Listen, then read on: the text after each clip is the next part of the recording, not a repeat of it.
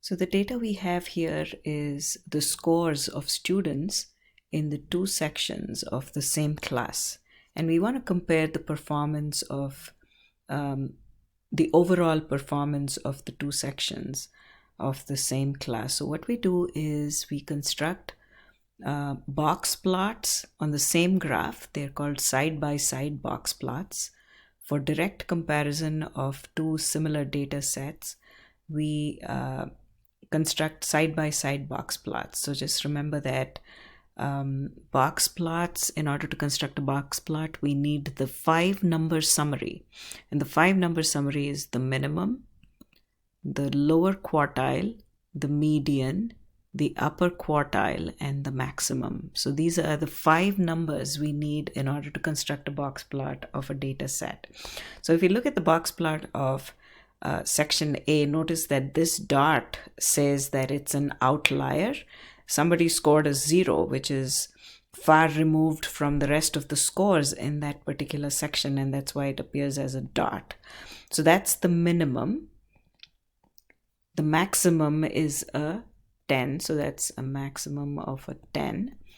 If you see, there's a line right in the middle here, and that's a line which gives us the median of the data set. So that's about a 7, okay? And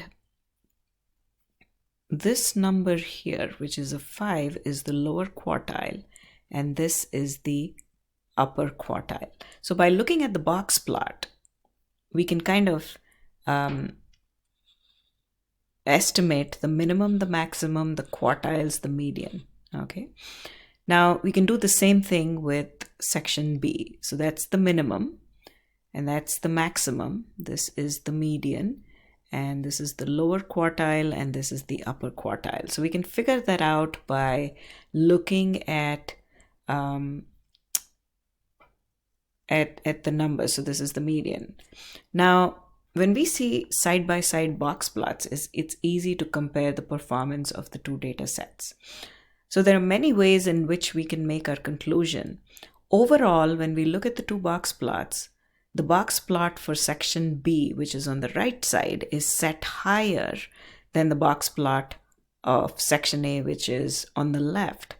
So that tells us that the scores overall for section B were higher than the scores of section A. So overall, the big picture is section B did better than section A. We can also compare the medians. So the median of section B is greater than the median of section A. So you can write that as a sentence. And that's another indicator of section B doing better than section A. So that's one observation. The second one is that the middle 50% of the data lies within these two numbers. So the middle 50% of the data lies between, for section A, lies between 5 and whatever that number is. It's a little higher than 7.5. So let's just say it's an 8. So approximately it lies between 5 and 8. The middle 50% of the class, if you arrange all the scores in increasing order, the middle 50% scored between 5 and 8. Now let's compare that to the scores of the middle 50% of section B. They scored between 7 and, I would say,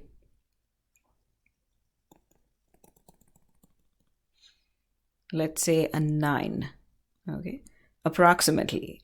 Assuming that we don't have the original data set, we can make these approximations. Approximately maybe a 9, between 7 and 9. So compare these two.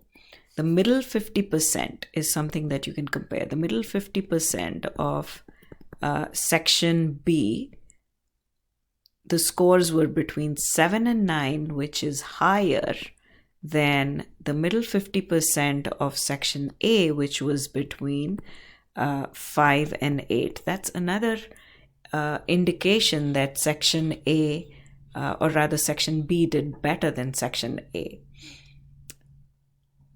Now, higher the box plot, higher the box, the better is the performance of the middle 50% of the class. Now, another observation that we can make is that, and this may not be relevant to other situations, but in this case, look at the performance of section B. All scores were between, let's say,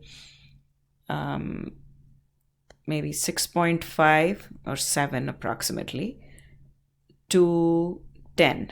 Okay, so that was the total.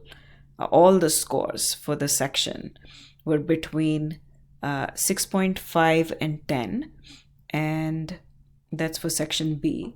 And for section A, the scores were, the lowest was a 0, and it ranged from 0 to a 10.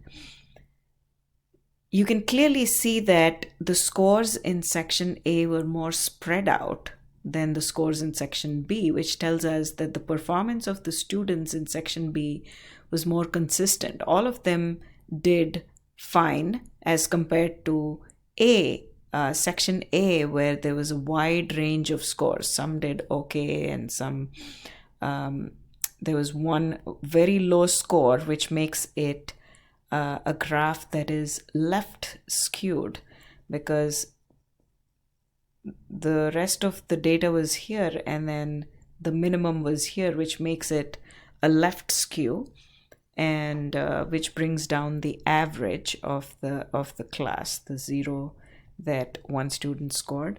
So in case of consistency, if you're comparing the consistency of performance, the performance of section B was more consistent. The performance of students in section B was more consistent than the performance of students in section A, because the range of scores was much wider in section A. Although this, with scores, definitely this is relevant. Consistency of performance is relevant since we're talking about scores. So what's the conclusion? Based on comparing medians, comparing, of course, the box plots overall, where one was higher than the other, you could just say, we could call it 0. Box plot of B is set higher than the box plot of A.